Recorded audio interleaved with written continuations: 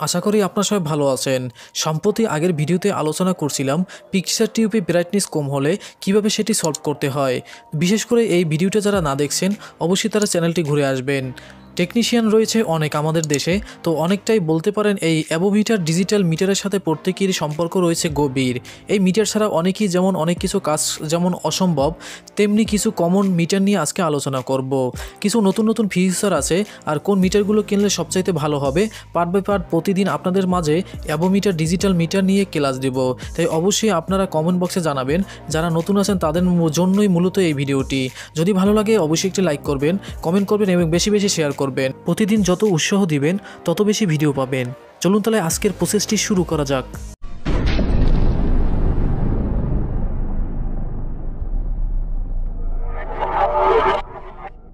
ফিরে আসলাম মূল ভিডিওতে। এখানে ওয়ার্নিং নামে আমাদের অনেক কিছু বলা হয়েছে, এগুলো আমরা পড়ে নিব। মূলত বন্ধুরা এটি একটি ভালো একটি মিটার, আর এটা দিয়ে কাজ করলে আপনার অনেক কাজ সহজ হয়ে যাবে। তো দেখতে পাচ্ছেন আমাদের এখানে ব্র্যান্ড আমাদের লেখা আছে সানওয়া। তো বন্ধুরা এটি একটি চাইনিজ প্রোডাক্ট, তবে অনেকটাই ভালো। এটা অনেক সময় স্ট্যান্ড করে আমাদের এটা ব্যবহার করা যায় এবং রয়েছে নানান ধরনের ফিচার। তো অনেকেই আমরা কম দামের মিটার ব্যবহার করি, সেক্ষেত্রে আমাদের রেজিস্ট্যান্সের মান অনেক সময় আমাদের একুরেট থাকে না।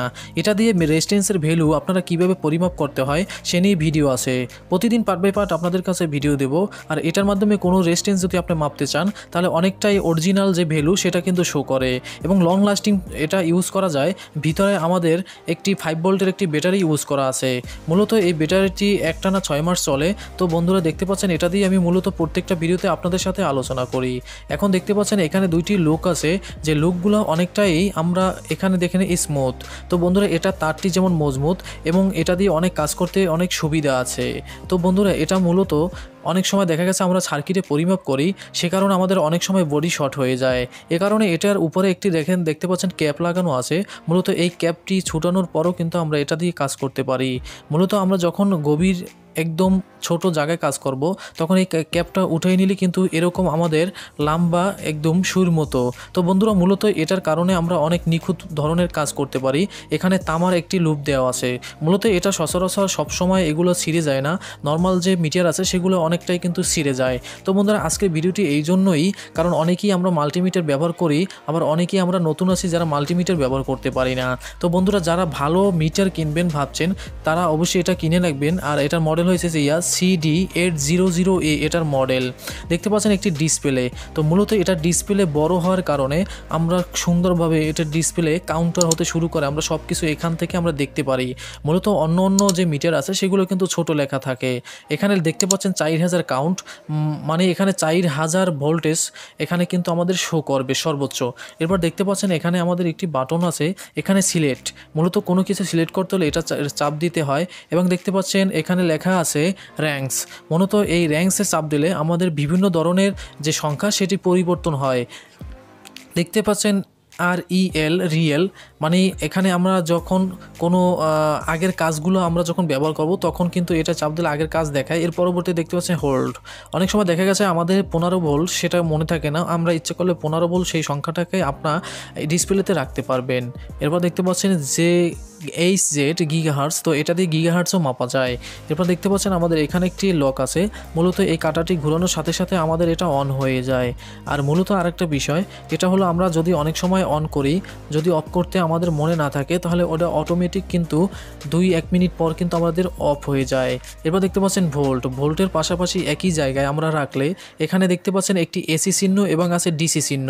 মূলত এসির জায়গায় ডিসি ঢুকলে এবং ডিসির জায়গায় এসি দিলে আমাদের অনেক মাল্টিমিটার কিন্তু পুড়ে যায়। এই ভুলটা আমাদের কিন্তু সবার হয়ে থাকে। মূলত এই মিটারে যদি আমাদের এসির জায়গায় ডিসি দিই কোনো সমস্যা নাই, ডিসির জায়গায় এসি দিলেও সমস্যা নেই, এটা অটো কাজ করে। এরপর দেখতে পাচ্ছেন কন্টিনিউটি মোটে রেখে এখানে বিভিন্ন রকমের রেজিস্ট্যান্স মাপা যায়, এম্পিয়ার হতে শুরু করে এখানে সবগুলো ফিচার আছে। সব নিয়ে আজকে বিস্তারিত আলোচনা করব না, কারণ ভিডিওটি বড় হয়ে যাবে। এরপরে আপনাদেরকে পার্ট বাই পার্ট এটা কিভাবে ব্যবহার করতে হয়, কিভাবে পার্টস মাপতে হয় সব নিয়ে বিস্তারিত আলোচনা থাকবে। প্রত্যেকটা দিন প্রত্যেকটা পার্ট নিয়ে আশা করি আলোচনা করব। পাশাপাশি সিএটি টিভি যারা ভিডিও দেখতে চান এবং পছন্দ করেন অবশ্যই কমেন্টে জানাবেন কোন ধরনের ভিডিও চান। এর পাশাপাশি সিএটি টিভির ভিডিও পাবেন। দেখতে পাচ্ছেন আমরা কিন্তু পরবর্তীতে ভোল্টেজ সিলেক্ট করার সাথে সাথে আমাদের ডিসপ্লে এসে পড়ছে।